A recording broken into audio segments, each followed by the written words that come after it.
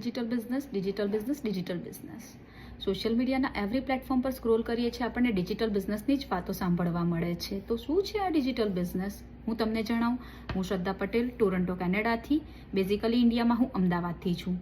હું એક online digital બિઝનેસની honour અને મેન્ટોર છું. હું એક એવી સિસ્ટમ સાથે કનેક્ટેડ છું જે સિસ્ટમ 90% ઓટોમેટેડ વર્ક કરે છે. આપણે માત્ર 10% જ આપવાના છે.